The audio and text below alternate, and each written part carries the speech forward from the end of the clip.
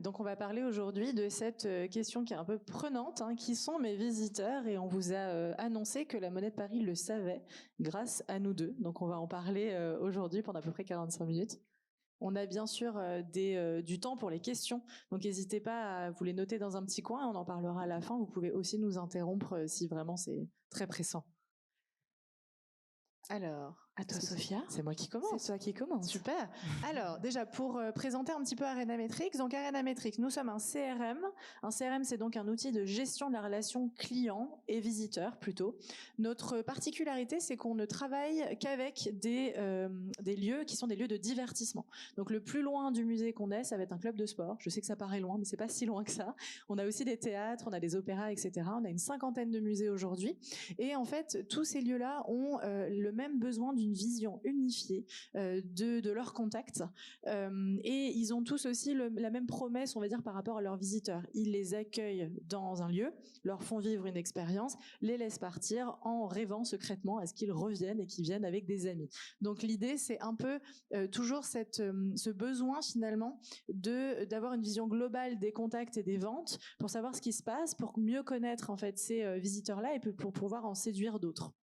Nous, notre promesse, c'est de centraliser vos données puisque c'est la première étape pour atteindre ce but à travers trois grandes catégories, on va dire. La première qui est celle de nettoyer et d'unifier toutes vos bases de données. On sent que vous en avez plein.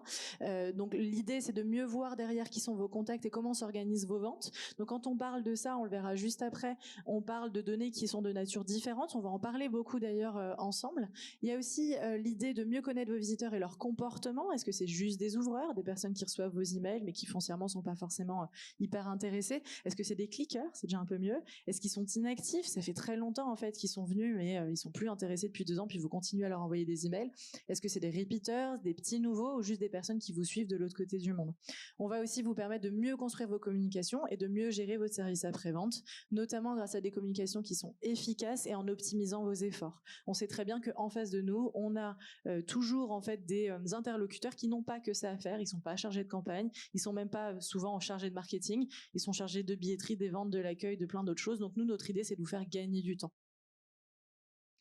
Et comment est-ce qu'on va faire? L'idée donc de centraliser vos contacts, on va pour satisfaire ce besoin, on va devoir nous interfacer avec tout un tas de sources de données. Donc on vient récupérer toutes les sources qui sont à gauche, notamment des sources type billetterie, restaurant, boutique, le contrôle d'accès aussi, donc en fait l'information que la personne avec son ticket l'a scanné à l'entrée, voire même l'a scanné à plusieurs étapes du parcours. On va aussi être interfacé avec des formulaires sur le site internet, ce qu'on verra ensemble aujourd'hui. Le trafic identifié, donc le fait de savoir que quelqu'un est resté 3 minutes sur la page location d'espace, par exemple, ça c'est une donnée qui est intéressante. Des fichiers Excel, on sait que vous en avez plein. Des chatbots comme AskMona, du don, mécénat individuel, de l'hôtelier, enfin en fait tout ce qui est une donnée intéressante, transactionnelle, comportementale ou personnelle, on va pouvoir la récupérer. Et bien sûr, nos préférés évidemment, on a aussi une interface active avec le livre d'or Guest Views. On vient centraliser tout ça automatiquement, nettoyer, dédoublonner tous les jours sans que vous ayez quoi que ce soit à faire, et on vous permet ensuite d'engager les visiteurs en faisant des analyses et donc des projections, des analyses de vente, quand est-ce que les gens viennent, des analyses de public, qui sont les gens qui sont venus l'année dernière ou la semaine dernière, en faisant des emailing, du SMS, du chat et tout un tas d'autres canaux aussi intéressants comme WhatsApp, les réseaux sociaux, le RTB, Real Time Bidding, donc la pub en ligne en gros, la programmatique, le print et tout ce qui est un peu offline, hein, pas de canaux digitaux, et puis le marketing automation qui est bien sûr le meilleur ami des petites équipes puisque ça travaille tout seul et que ça c'est quand même une bonne nouvelle. Voilà pour Arena Metrics. Et maintenant, on passe à Guest Views. Donc, pour ceux qui ne nous connaissent pas, c'est une société qui va bientôt fêter ses 10 ans. L'histoire de Guest Views, peut-être que vous l'avez vous-même vécu. Avant de monter cette société, moi, je travaillais dans une institution culturelle et une partie de mes missions, c'était de retraiter les livres d'or papier. Parce que sur les livres d'or, il y a plein de commentaires hyper intéressants pour comprendre les retours d'expérience, la satisfaction globale du visiteur. Sauf que, vous le savez, c'est un enfer à retraiter. Donc, il y a 10 ans, avec mon associé Camille, on s'est dit pourquoi pas créer une interface hyper sympa, ludique, personnalisable, qui reprenne un peu les codes de l'institution, de la visite qu'on vient de vivre, que ce soit une visite de collection permanente ou d'exposition temporaire, et donner accès à la fin du parcours à un livre d'or digital tout simplement, qui est accessible sur tablette, mais pas que, je vous en reparle après, et qui permet de collecter à chaud tout ce retour d'expérience du visiteur. Je fais un petit point de positionnement parce que c'est très important. Nous sommes un outil qui est basé sur le volontariat, le bon vouloir des visiteurs. On n'est absolument pas représentatif des visiteurs qui viennent dans l'institution. Nous, on a réinventé un outil connu basé sur l'émotionnel, l'expérience vécue à chaud, qui est le livre d'or, et on permet de dégager des données notamment de tendance. On n'est pas une enquête, ça vous avez des observatoires des publics pour faire vos études, vos enquêtes, on n'est pas un cabinet d'études, on va venir compléter si on travaille en bande intelligence avec les institutions, ce qui est le cas aujourd'hui avec nombre de nos clients. On va compléter donc ces données d'enquête et d'études par les données de tendance dégagées par le livre d'or. Voilà, comme ça, on est tous au clair, on ne fera pas d'études avec le livre d'or, mais vous allez faire plein d'autres choses qui sont très sympas. Donc, juste pour en revenir aux enjeux, je ne sais pas comment on fait en arrière, voilà. Donc, on peut répondre avec cet outil à plusieurs enjeux. L'enjeu principal, c'est de piloter la qualité, la satisfaction en temps réel, puisque c'est votre outil du quotidien. Et dès lors qu'il y a une problématique qui est soulevée, soit en notation, soit en commentaire, vous pouvez être alerté et agir pour améliorer l'expérience de visite vécue par vos visiteurs, si cela touche plus particulièrement à l'expérience vécue à l'instant T. Vous pouvez aussi mettre en place cette écoute active pour faire évoluer toutes vos stratégies de fidélisation et de communication, créer de l'engagement, évidemment, collecter des contacts qualifiés. C'était un peu le but, et on en reparlera avec Alice. C'est une source en fait de contacts qualifiés qui va compléter les données de billetterie, puisqu'en fait, les personnes qui participent au livre d'or ne sont pas forcément les personnes qui ont pris leur billet, notamment en ligne. Donc, vous pouvez avoir plus de contacts grâce à cet outil. Voilà. Comment ça s'utilise concrètement ? Là, c'est l'autre slide. Voilà. Donc, nous, on a décidé de mettre en place des applications totalement personnalisables, ludiques et autonomes qui sont accessibles en fin de visite à travers plusieurs types de canaux.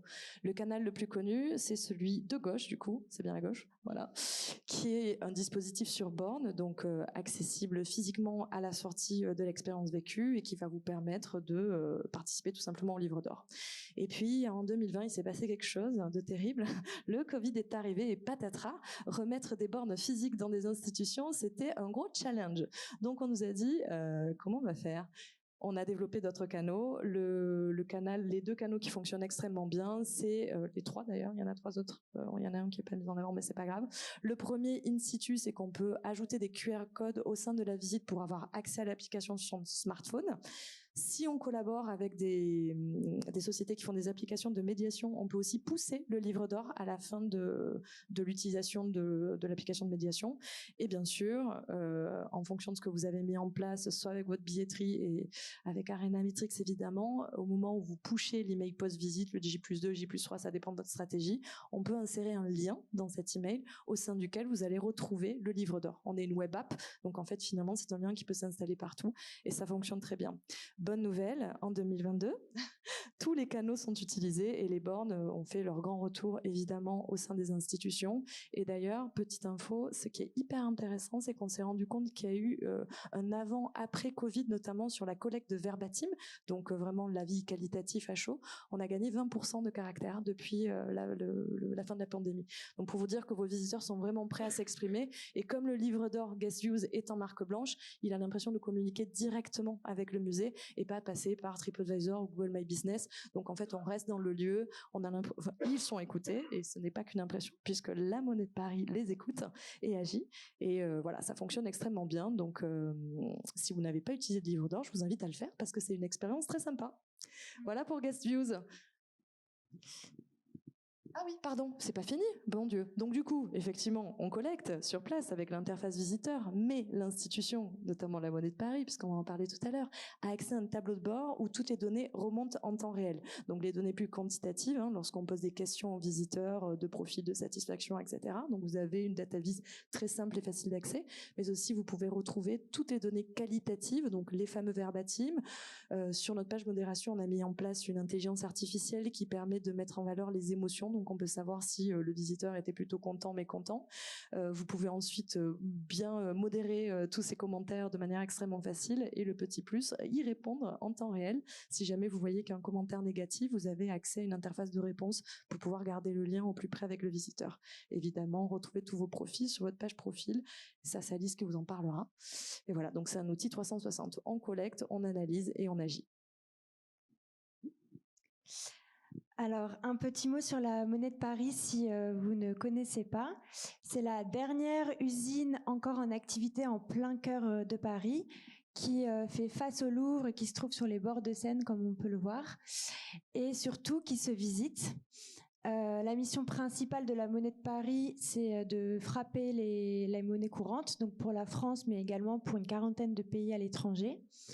Une partie de la production a été délocalisée dans les années 70 à Pessac.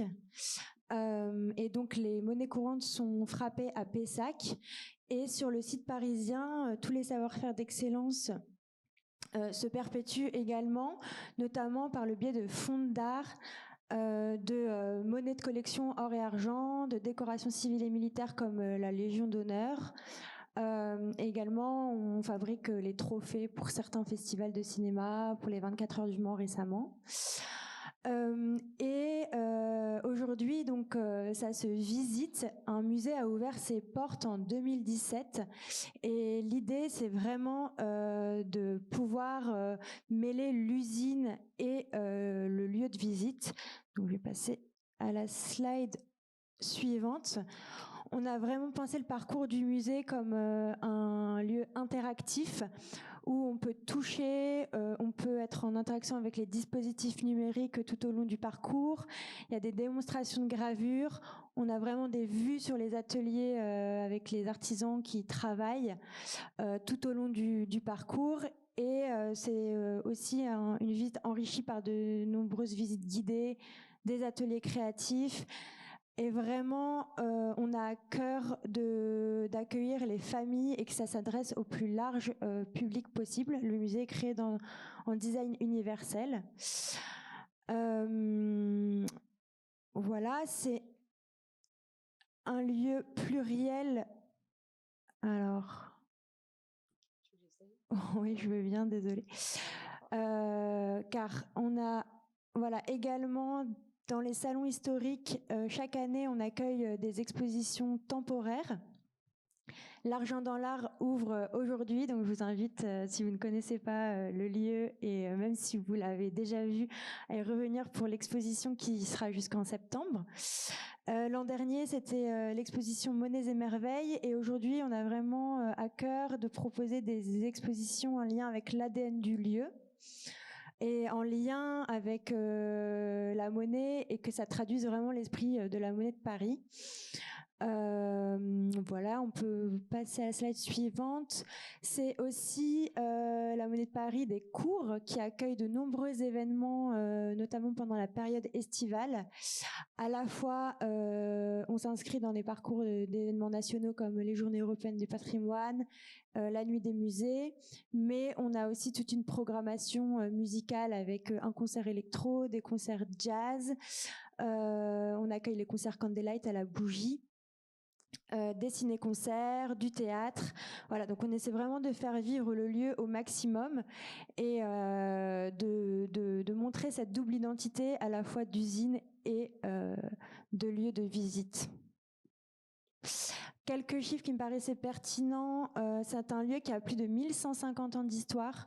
Le premier atelier monétaire a été créé en 864, donc on est vraiment heureux qu'aujourd'hui ce soit un lieu accueillant et de dévoiler toutes ces coulisses qu'est cette usine de la Monnaie de Paris. Pour vous donner un ordre d'idée, c'est 150 000 visiteurs accueillis en 2022, donc une augmentation par rapport à l'année 2019 qui était à 130 000 visiteurs. Et c'est 400 salariés au total avec une toute petite équipe au développement culturel. On est 15 salariés. Voilà. Un petit point maintenant sur notre collaboration. C'est parti. Alors du coup Alice, pour parler de Guess Use, comment on est arrivé en premier, est-ce que tu peux nous raconter les origines de cette collaboration et quels étaient les objectifs de base? Tout à fait. Donc effectivement, on a d'abord eu Guess Use avant Arena Metrics. La Monnaie de Paris a toujours eu à cœur de piloter la satisfaction visiteur. Notamment avec l'ouverture du musée en 2017, on avait vraiment un objectif précis de connaissance de nos publics, savoir comment est reçu ce nouveau parcours. qui était basé sur les secrets de fabrication, donc très expérientiel et didactique, et c'était un tout nouveau parcours après 6 ans de travaux. Donc on avait besoin d'avoir des retours sur le parcours. Est-ce que l'expérience au niveau de l'accueil se passait bien, voilà. Et Gazius nous paraissait un outil vraiment très pertinent, à la fois pour récupérer des commentaires qualitatifs avec un nombre, enfin voilà, qui a un commentaire libre, et à la fois pour répondre à des enquêtes de satisfaction rapides, qui soient à la fois légères pour le visiteur et à la fois faciles à exploiter. Côté Monnaie de Paris, où on est une petite équipe, on a peu de temps, donc il faut que ce soit assez facile.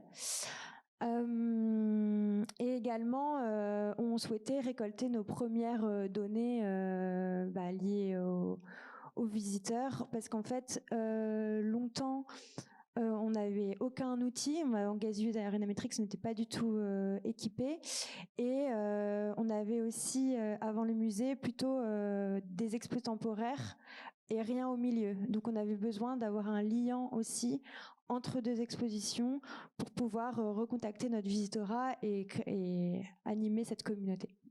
Et petit point marketing, l'avantage de la collecte d'emails collectés par Gazius sont des emails de personnes qui sont déjà venues chez vous. Et on dit c'est beaucoup plus facile de fidéliser quelqu'un qui est déjà client, entre guillemets, que d'aller en chercher d'autres. Ça vous coûte 6 fois moins cher. Donc c'est quand même utile cette collecte à chaud parce que vous êtes sûr d'avoir des personnes captives. Voilà pour Gazius. Et Arenametrics alors, qu'est-ce qui s'est passé? C'est ça. Alors, comme je le disais, on n'avait aucun outil, donc il nous fallait un outil d'envoi de mailing, tout simplement. Et Arenametrics, c'était au moment un outil qui vraiment répondait aux spécificités des structures culturelles. Nous, on était déjà équipés de CQTix comme logiciel billetterie, et Arenametrics était le premier sur le marché à avoir des connexions directes avec les logiciels billetterie. Et on avait effectivement aussi, on était très intéressés, ayant donc des expositions temporaires et rien au milieu, l'envie de proposer des tarifications peut-être plus avantageuses pour ceux qui prennent des billets en avance, et proposer des early bird. Et donc en fait c'était au moment aussi le positionnement d'Arenametrics, donc ce qui nous a beaucoup intéressé. Et je dirais que effectivement Gazius comme Arenametrics, qui sont en plus aujourd'hui interfacés, c'était vraiment des outils pour nous phares sur le marché. Et alors pourquoi avoir choisi ces solutions? C'est ça. Parmi toutes les autres, pourquoi tu as choisi ces 2 solutions-là? Alors oui, les raisons principales, c'est notamment effectivement qu'on était une petite équipe limitée dans les actions de communication. En plus, on a un service communication qui est au niveau de toute la Monnaie de Paris, donc la partie culturelle, on était plus en autonomie. Ce qui change aussi un peu, enfin ce qui change aujourd'hui, mais c'était des outils qui étaient faciles à utiliser et qui étaient un énorme gain de temps pour nous. Parce que par exemple faire un email c'est très facile, c'est un outil de drag and drop, on peut mettre notre charte graphique, enfin ça va très vite, et vraiment on appuie sur des boutons, le parcours utilisateur est très simple. C'est aussi une autre des raisons principales, c'est l'accompagnement humain. C'est vrai qu'à la fois chez Arenametrics et à la fois chez Gazius, ce sont des équipes très réactives et qui nous aident à la fois sur le dispositif à mettre en place, l'aspect technique, mais également dès qu'on a une question, dans l'après-midi on a une réponse, et on se sent vraiment accompagné dans la stratégie marketing aussi que l'on souhaite mettre en place. Voilà. Peut-être l'évolution des objectifs, parce qu'en 2017, on démarrait, et puis aujourd'hui, on est beaucoup plus ambitieux finalement. Oui, c'est vrai, c'était donc il y a 6 ans. 6 ans, 7 ans. Donc au départ, en 2017, comme je vous le disais, nos 2 principales motivations, c'était à la fois de piloter la satisfaction visiteur et pour Arenametrics de créer et d'animer une communauté. Et aujourd'hui, on a vraiment des enjeux de mieux connaître nos publics pour affiner les actions marketing prises derrière, et de communiquer au bon moment avec le bon message et de manière personnalisée. de plus en plus, effectivement, selon les achats de nos visiteurs, comment mieux leur communiquer le message sur la nouvelle exposition, quelle programmation en particulier leur proposer en fonction de leur historique d'achat et de leur comportement visiteur. Voilà. Tout à fait. Alors, sur la collecte de données, qu'est-ce qu'on fait concrètement ? Nous, Gazious, notre spécialité, vous l'avez compris, on est spécialisé des données déclaratives, encore une fois, basées sur le volontariat des visiteurs. Et du coup, quand on a commencé à travailler avec la Monnaie de Paris, on s'est dit, la base, c'est ton outil du quotidien, le livre d'or. Donc nous, ce qu'on doit pouvoir piloter au quotidien, c'est la satisfaction. Donc on a vraiment tout misé sur l'évaluation très rapide de la visite, de l'expérience visite, sur la notation de certains aspects de l'expérience visite vécue, mais aussi sur les verbatims collectés avec les visiteurs. Une fois qu'on avait ça, on s'est dit c'est génial, mais comment faire quand il y a une insatisfaction ? Il faut évidemment collecter les données personnelles qualifiées pour pouvoir avoir une action concrète avec le visiteur qui est venu.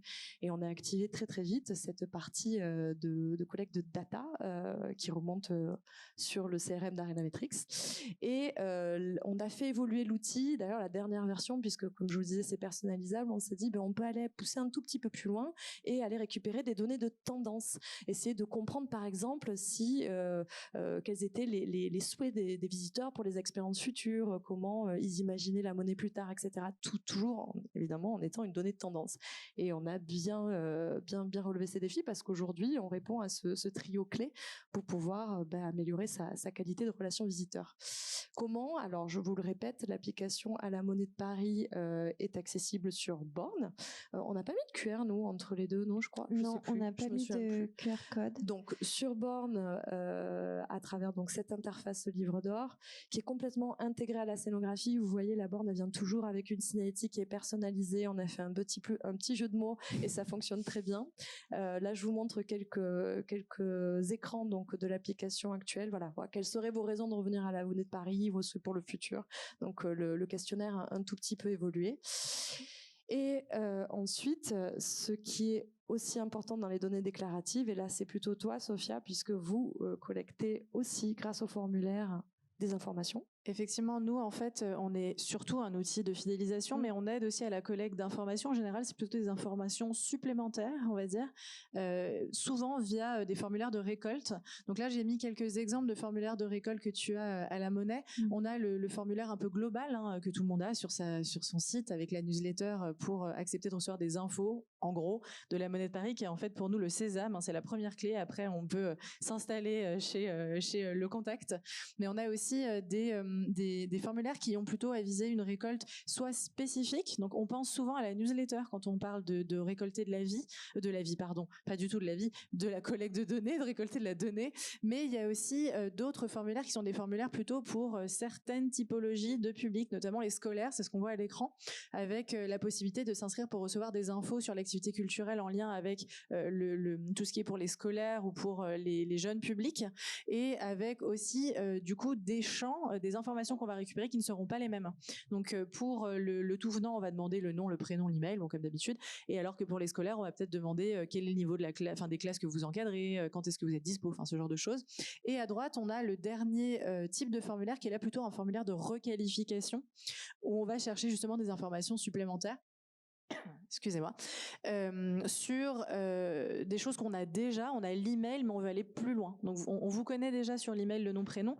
Est-ce que ça vous tenterait de nous donner aussi votre âge, votre lieu de résidence, ce que vous aimez, ce que vous avez envie de recevoir comme info, tout ça pour encore une fois mieux connaître le visiteur, récolter ces infos pour ensuite mieux le servir finalement avec des communications. Tout à fait. Et donc là, on va aussi parler des données comportementales, et ça, c'est vraiment votre force avec Arena. On a parlé effectivement des données plutôt, déclaratives, donc ce que disent les gens, mais vous l'aurez compris, nous, on ne travaille pas que sur ça, parce que ce serait un peu, déjà, intrusif, et deux, un peu pauvre, en fait, tout simplement. On va beaucoup travailler sur ce qu'on appelle les données déduites, et les données déduites sont souvent déduites du comportement de nos contacts. La base, c'est les ouvertures et les clics sur les emails. Pourquoi je dis que c'est la base ? Parce que normalement, vous devez suivre ça, vous êtes obligé obligé parce que le RGPD vous demande de le faire déjà. Si tout le monde est à l'aise avec le RGPD, le règlement de protection des données, en gros, vous devez vous assurer de l'intérêt de vos visiteurs, en tout cas de vos abonnés à la newsletter. Et ça, c'est la base. De se dire, quand j'envoie cet email qui est sur la nouvelle expo, est-ce que j'ai un grand engouement? Est-ce qu'en fait, grosso modo, ils s'en fichent? Et quand ils cliquent sur quelque chose, sur quoi ils cliquent? Quand on va aller un petit peu plus loin, et c'est le cas à la monnaie, on va aller chercher les achats et les passages au contrôle d'accès. Ça, c'est hyper intéressant puisqu'on va récupérer du comportement transactionnel. Donc, la personne a acheté ce type de billet, elle l'a acheté tel jour et elle vient tel moment. Ça, c'est assez intéressant aussi d'aller encore plus loin, notamment sur les abonnements, sur elle l'a acheté, certes, mais est-ce qu'elle l'a utilisé? Utilisé, c'est vraiment le passage au contrôle d'accès. Est-ce qu'elle l'a scanné? Si elle l'a scanné sur son abonnement, est-ce qu'elle est venue plusieurs fois? Donc ça, c'est aussi des infos qu'on récupère à la monnaie. Et le top, c'est les données de navigation. Alors là, c'est carrément des données qui sont du comportement aussi, mais en fait qui sont un peu plus loin de l'achat, etc. C'est des données, des signaux faibles, on va dire.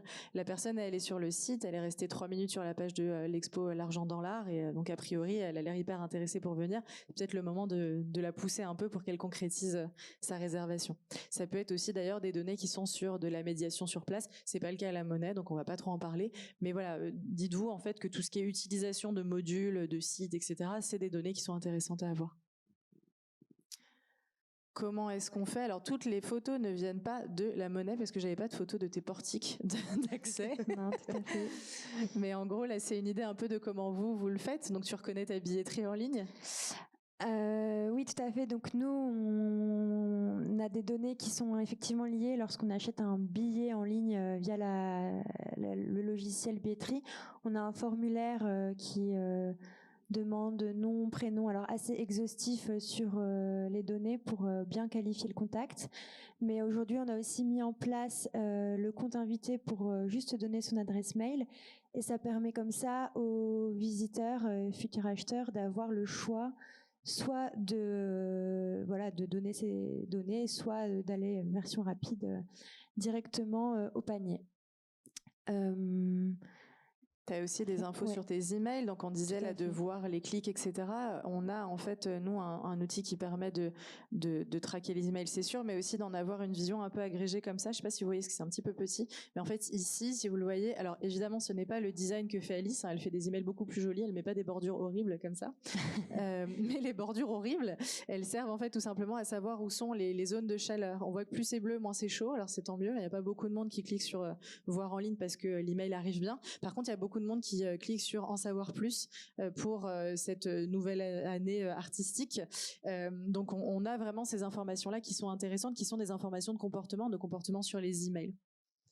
Oui, et je voulais juste rajouter que ça sert à la fois pour mesurer sa performance d'emailing aussi, parce que parfois j'ai des mails qui ont des mauvais taux, et en fait c'est parce que j'ai mis trop de CTA, parce que les gens n'avaient pas vu, il n'était pas bien placé, donc ça c'est très important. Et c'est aussi important parce qu'en fonction de leur comportement sur l'email, effectivement on va pouvoir avoir des actions différentes marketing derrière. Et alors du coup, pour que ça fonctionne, il faut qu'on centralise les données. Je vous le disais tout à l'heure, je vous ai montré un schéma qui est un peu ce qu'on fait par défaut. Là, on vous montre ce que fait vraiment la monnaie. Donc la monnaie, en gros, on va avoir le compte Arenametrix qui est ici. On a à peu près 100 000 contacts, 400 000 billets pour vous donner une idée. On a, pour info, un CRM des boutiques qui existe. Vous avez vu tout à l'heure 400 personnes et 15 personnes qui sont seulement à la partie culturelle. En fait, les 400 personnes sont plutôt du côté on frappe la monnaie, on vend des médailles. Ouais. Donc elles ont aussi un CRM qui est un CRM très très commercial sur cette partie objet. Et par contre, toi tu as choisi du coup d'interfacer un certain nombre d'outils. Est-ce que tu peux me dire pour chacun ce qui t'a motivé à les interfacer avec Arenametrix? Oui, bien sûr. CQTix, c'est le logiciel billetterie, donc effectivement on a toutes les données liées au contact et tout son historique d'achat, ce qui est précieux comme données pour en savoir plus sur les goûts du visiteur. Et Arenametrix, c'est vraiment un CRM qui vient mettre en valeur toutes ces données CQTix. Donc c'est vraiment facile à lire grâce au CRM. Ensuite, le site web, c'est un encart en fait de formulaire qu'on intègre sur notre site web qui permet de récupérer les inscriptions à la newsletter directement. Les imports manuels, ça c'est peut-être le plus douloureux pour nous parce que c'est les Excel à mettre au bon format et à importer dans le CRM parce qu'il n'y a pas d'autre méthode et que c'est pas encore automatisé. Et GuessUse, on a à la fois le mail, des données qui viennent enrichir les contacts existants de la base comme le nom, prénom. On a aussi la note de satisfaction laissée sur le CRM, ce qui peut être vraiment très chouette pour nous comme action à mettre en place pour savoir qui a aimé sa visite, qui n'a pas aimé et proposer de revenir ou enfin voilà de prendre des décisions derrière. Et en fait l'intérêt d'avoir connecté ces outils, c'est qu'ils se connectent automatiquement, c'est-à-dire qu'on n'a rien à faire derrière. Et l'intérêt aussi, voilà, je trouve, sur ton projet d'avoir deux types de données, c'est qu'on a des données plutôt acheteurs avec CQTix, et on sait qu'elles sont partielles, et on a aussi des données visiteurs avec GuessUse, où là, c'est un peu plus représentatif de qui vient, puisque en vrai, dans les acheteurs, vous allez le voir, c'est quand même beaucoup des femmes, parce que c'est les femmes qui achètent les billets pour tout le monde, encore, malheureusement, 2023, ça me désole, mais sur GuessUse, on vient redresser un petit peu, en fait, cette vision parcellaire. Et donc l'idée, c'est effectivement de les faire communiquer entre eux. Oui. Effectivement, on a mis en place le mail post-visite. Donc chaque personne qui est venue à la Monnaie faire une visite reçoit le lendemain un email en automation. Donc pareil, j'ai rien à faire. C'est vraiment des outils pour les paresseux. Et en fait, on a la possibilité de connecter le livre d'or avec ces mails post-visite en insérant un CTA qui renvoie vers le questionnaire qui est le même que sur la borne dans le parcours de visite. Et pour ceux qui donc n'auraient pas laissé d'avis à ce moment-là à chaud, ils peuvent laisser leur avis à froid. Complètement. Et c'est hyper intéressant parce que depuis qu'on a mis en place ce mail post-visite et ce livre d'or un peu à froid, bon, à tiède, hein, à J+1, ça va. À tiède, oui. Ce qui est chouette, c'est aussi de comparer les verbatims qui sont dits à chaud et les verbatims qui sont laissés juste un jour plus tard, quoi. Et ça vient vraiment compléter la vision de l'expérience visite vécue par les utilisateurs. Et je pense que c'est vraiment un plus de pouvoir faire cohabiter les deux. Après, vous tirez les conclusions que vous souhaitez, mais ça vient vraiment compléter la donnée de l'expérience visite vécue, de le faire aussi un jour après. Voilà, ça fonctionne plutôt très bien chez tous les clients chez qui on l'a mis en place. Et on a la suite de l'interface qui est que ça, en fait, c'est assez simple. Nous, on renvoie vers le livre d'or, mais après, le livre d'or nous renvoie aussi des infos. Et c'est ce que vous voyez en bas à droite. Là, je suis dans une fiche client. Et dans la fiche client, dans la partie qu'on a appelée contribution, cette partie contribution, va me donner les notes qui ont été laissées par la personne et quel jour, à quelle date, pardon. Donc là, on voit par exemple qu'en 21, la personne était très satisfaite avec un 10 sur 10 magnifique, et qu'en 23, elle est revenue et elle est encore très satisfaite, toujours avec un 10 sur 10. Donc ça, c'est vraiment une information qui est pour le coup là dans le CRM. Donc on va un petit peu plus loin. L'intérêt de centraliser en fait ces données, c'est d'obtenir une meilleure lisibilité, une compréhension facilitée tout simplement. Puisque là, on a parlé avec un petit focus de la satisfaction, mais là sur ta fiche d'ailleurs à toi dans le CRM, on voit que tu as acheté beaucoup de choses. Tous mes essais billetterie. Tous tes essais billetterie. On a en fait toutes les infos à gauche qui sont plutôt des infos personnelles, l'email, l'opt-in, le nom, le prénom, le genre, etc. Les téléphones, les segments aussi qui sont sur le haut, donc qui permettent justement de garder de la segmentation, et après des statistiques qui vont être en fait centralisées, donc des statistiques qui sont globales qu'on récupère de CQTix, qu'on trouve dans CQTix, mais que nous on va montrer de façon beaucoup plus facile, justement pour se dire ok, en un clin d'œil, Alice elle a acheté en général 44 € de panier moyen, 6 billets à chaque fois, grande famille. La dernière fois c'était il y a 6 jours, elle est très très fan. Donc, voilà, un total de 752 billets. Enfin bon, évidemment cette fiche n'a aucun sens, mais vous avez peut-être des visiteurs comme ça, peut-être, bravo. Mais voilà, l'idée en tout cas, c'est vraiment d'avoir une meilleure visibilité. Maintenant, l'utilisation des données concrètes. Alors, sur GuessUse, toi, ce qui t'intéresse, c'était avant tout de piloter ta satisfaction. Donc, peut-être que tu peux nous raconter comment aujourd'hui tu utilises ton tableau de bord qui s'enrichit en temps réel. Tout à fait. Alors, en fait, on a accès donc à GuessUse à un tableau de bord qui donne la note de satisfaction moyenne globale. Et chaque semaine, on peut recevoir aussi un mail dans sa boîte mail avec cette note sur la semaine passée. Et donc, nous, on a souvent aux alentours de 9 sur 10 comme note de satisfaction. Et en fait, c'est super utile comme KPI parce que quand on voit qu'on baisse un peu, qu'on est à 8, en fait, ça nous met un warning et on va s'intéresser un peu plus aux commentaires, qu'est-ce qui a été dit dans le livre d'or et pourquoi en fait cette note a baissé. Et quand c'est à 9, on se dit bon, tout va bien globalement, voilà. Bon, on lit aussi les bons commentaires parce que ça fait vraiment toujours plaisir. Mais on peut avoir plus d'informations et parfois très précises. Par exemple, l'an dernier, quand on a fait l'exposition Monnaies et Merveilles, on s'est rendu compte à travers les commentaires Guest Views que les cartels étaient écrits trop petits et qu'en fait ça rendait pénible la visite pour beaucoup de visiteurs. Et ça nous a permis de réagir en temps réel et de réimprimer les cartels et en début d'exposition et pas fin septembre quand en fait c'est trop tard. Donc en fait c'est vraiment en ça que le pilotage de la satisfaction, enfin c'est comme ça que nous on fait le pilotage de la satisfaction. Voilà. Peut-être qu'un jour on ira plus loin, mais on parle aussi beaucoup des verbatims en ce moment. Nous, on a énormément d'institutions qui réutilisent les verbatims pour continuer à créer de l'engagement. Par exemple, avec l'usage, on en a parlé, je pense, dans d'autres conférences, Instagram devient un peu le réseau social montant. On peut faire des carousels et en fait, on a des institutions qui exportent les meilleurs commentaires pour pouvoir dire « Hey, regardez ce que disent nos visiteurs sur l'exposition » et ça permet en fait de continuer à communiquer autour de l'expérience vécue par les visiteurs et donner envie à d'autres de venir. Par exemple. Je voulais peut-être aussi ajouter qu'effectivement tous les commentaires Guest Views, on peut faire une modération si on veut et les faire remonter sur son site internet. Ouais. Et ça c'est une super vitrine parce que rien de tel que les commentaires des visiteurs qui ont déjà fait la visite et ça fait une belle porte d'entrée pour le lieu. Donc voilà. Ouais, le widget donne accès directement à la billetterie, évidemment. Hop. Ça, c'est toi. L'intérêt aussi, justement, de centraliser autant de données, c'est de pouvoir travailler un peu plus sur des personas. Donc, grâce aux données du CRM entièrement, donc on a réussi en fait à glaner de Guest Views, notamment de CQTX aussi. On a pu déterminer un persona, donc en fait, qui serait la personne par défaut, qui vient à la Monnaie de Paris. Alors, on l'a appelée Aurélie, on ne sait pas comment elle s'appelle. Hein. On n'a pas sa photo non plus, mais on a pris tout simplement le prénom le plus donné de 1982, il y a 41 ans.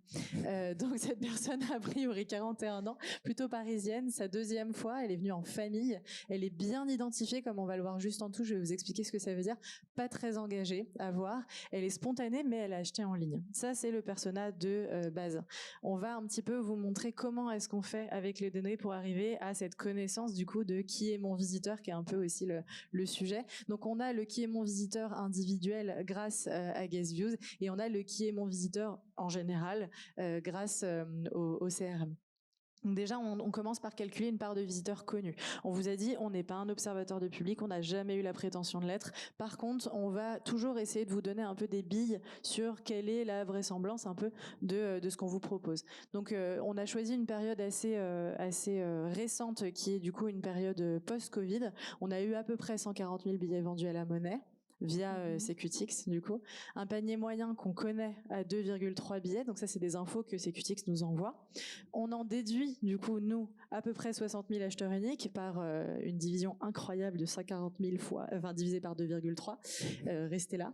Et on a ensuite, on sait qu'on a 27 000 acheteurs identifiés puisqu'on a 27 000 adresses email ou nom plus prénom qui sont remontées dans le CRM. Donc on voit qu'on chope à peu près 45% des gens. Donc en gros, nos visiteurs sont assez bien identifiés. On les connaît pas mal. Pour vous donner une idée, la plupart de nos clients, ils sont plutôt autour de 15% maximum, 10-15%. Donc c'est vraiment très bien identifié à la Monnaie. Et parmi ceux-là, on a 22% d'opt-in. On arrive à peu près à 6 000 personnes qui ont accepté de recevoir les communications. Donc 6 000 personnes à qui on pourra envoyer d'autres infos de contenu, même si on peut bien sûr contacter les 27 000 acheteurs identifiés pour des informations transactionnelles. Donc par exemple, le post-visite, on l'envoie aux 27 000. On l'envoie pas aux 6 000. La newsletter, on l'envoie aux 6 000. Donc on est effectivement sur des populations bien identifiées mais pas super engagées, que 22% des identifiés. Ça te permet aussi ensuite, Alice, d'avoir une petite compréhension de leur profil et de leurs habitudes. Alors on va assez vite, mais ça vous donne juste des idées de ce qu'on en sort. Vous avez à la Monnaie une base qui est hyper bien qualifiée en matière d'âge. On a 57% des personnes qui donnent leur âge, qui nous donnent leur info en tout cas. Ça, c'est très révélateur des personnes qui sont sur CQTX, enfin des institutions sur CQTX. Oui, ça c'est le fameux formulaire exhaustif. Donc voilà, qui est très pénible pour les personnes qui achètent des billets, mais hyper sympa pour les personnes qui gèrent le CRM derrière. Donc on voit une répartition un peu comme ça en haut, 25% de moins de 26 ans, donc ça c'est 0,26 en gros, 39% de jeunes parents. Donc on voit du coup là qu'il y a beaucoup de public familial. 45-65 ans, c'est 27%, et puis après 9% pour le reste. Et on vient en fait nous confirmer ce qui est déclaré en observant les achats. On a à peu près 20% de billets vendus qui sont des billets au tarif jeune moins de 26 ans. Donc on imagine que 20% des visiteurs ont moins de 26 ans.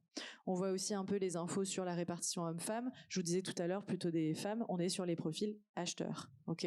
Donc 60% des femmes qui sont dans la base d'achat, 98% de Français, 2% d'étrangers, 3% de repeaters, 2,3 billets par commande, on l'a déjà dit, un délai d'achat très court, 50% de vente en ligne. Et ça, en fait, tu nous disais que ça s'est un peu confirmé aussi dans vos observatoires. Vous avez vu à peu près les mêmes tendances ? Oui, tout à fait. On a plutôt un public français, assez peu d'étrangers.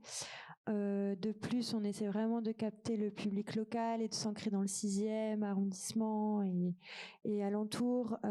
Donc, ça reflète effectivement nos données plus largement. Et on se rend compte aussi que les gens achètent leurs billets last minute.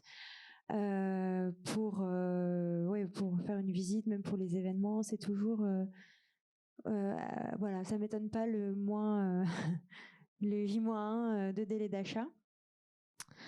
Voilà, et ensuite sur les moins de 26 ans, on a aussi une politique. On essaie donc on est gratuit pour les moins de 26 ans, donc c'est une bonne part aussi de notre public. On essaie vraiment de mettre l'accent sur les jeunes et les jeunes publics pour qu'ils viennent découvrir le lieu. Et peut-être par rapport à ce qu'on peut retrouver nous aussi sur le tableau de bord du livre d'or, puisqu'on collecte aussi des données de profil, on en profite pour leur poser des questions, on arrive sur les mêmes tendances. Alors encore une fois, il ne faut pas tirer de conclusions hâtives, etc., mais c'est assez marrant que tout se recoupe finalement à travers tous les outils mis en place. Hop. Et en fait, quand on connaît mieux ces visiteurs, on est capable finalement de prédire et d'influencer un petit peu leur comportement aussi. Là, ce que vous voyez, c'est encore des aperçus sur Ariana Matrix. L'idée en haut, c'est de voir quand est-ce que les gens achètent leurs billets. Et ça te permet, toi, de mieux savoir quand est-ce que tu devrais envoyer tes communications aussi. Donc, plus c'est foncé, plus les ventes sont élevées. Donc là, on voit que les gens ont tendance, c'est très bizarre, à acheter le week-end, tiens, c'est incroyable.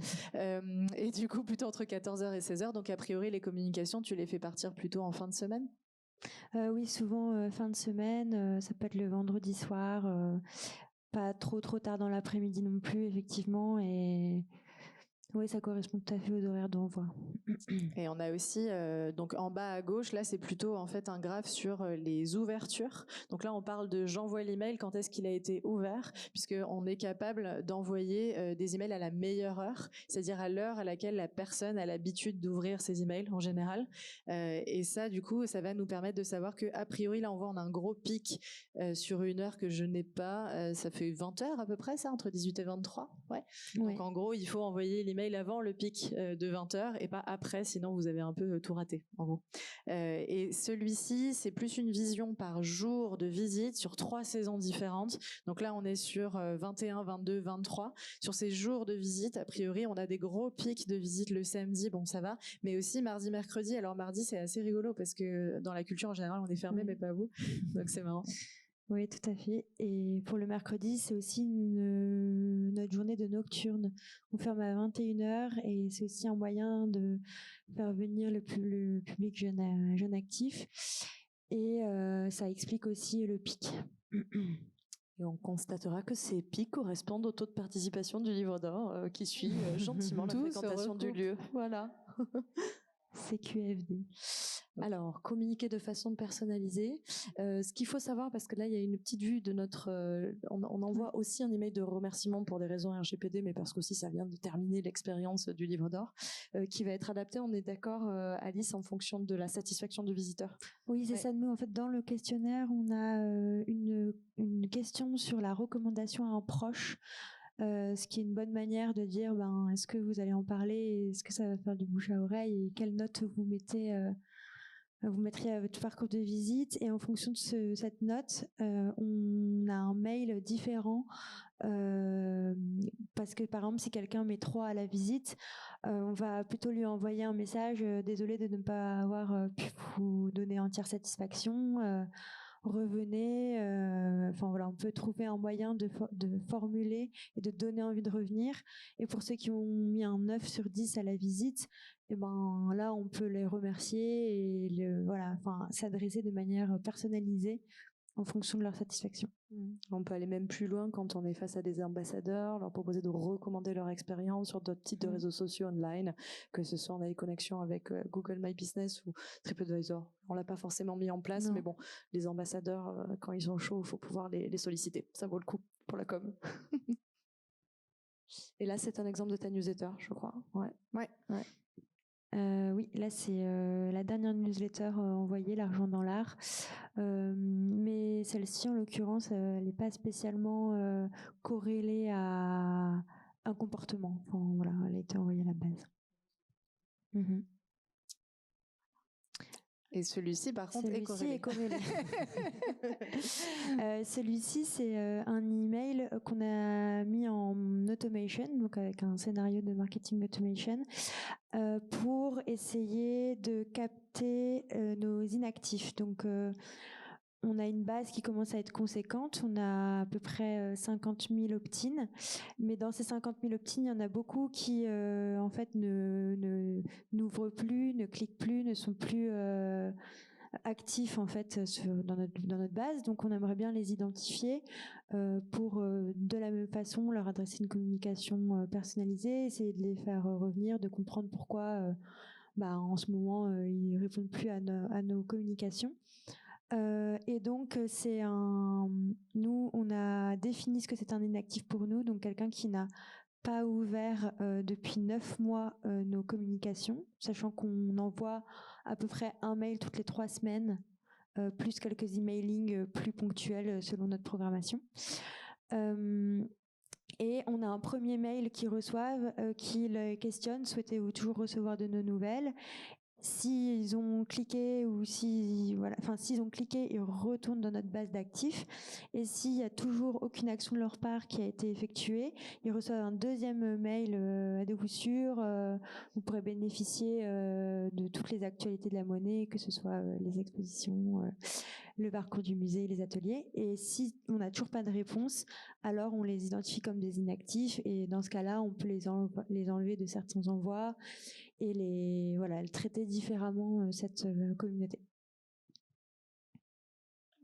Et demain Alors, qu'est-ce qu'on va faire demain tous ensemble?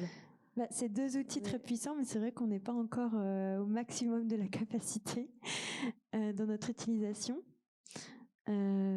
Déjà, approfondir la connexion entre les deux. Ce qu'on n'a pas encore fait aujourd'hui, c'est qu'on ne fait pas remonter, par exemple, les verbatims qu'on traite déjà nous, qu'on a la capacité de traiter grâce à notre intelligence artificielle, et que Arena Metrics pourrait réutiliser pour pouvoir recontacter les visiteurs encore plus finement grâce à la partie qualitative. Donc ça, je pense, ça va être la next step. On essaie de faire ça cette année. Hein, oui, super. Tout à fait. Ouais. Il y a une question aussi de pousser l'exploitation des données qu'on reçoit, donc recevoir plus de données en plus grande variété, etc.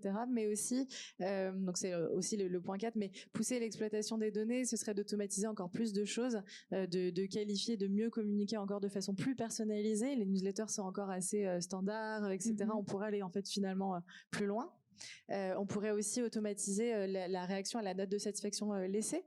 Donc ça, c'est plutôt géré, comme vous le disiez, côté Gazeuse. Nous, on a aussi des enjeux en fait à automatiser tout ça en se disant quand la personne a mis plus de 8, c'est un ambassadeur, on va le mettre dans une liste ambassadeur. Quand il a mis moins de 5, a priori, il est un petit peu pas très chaud.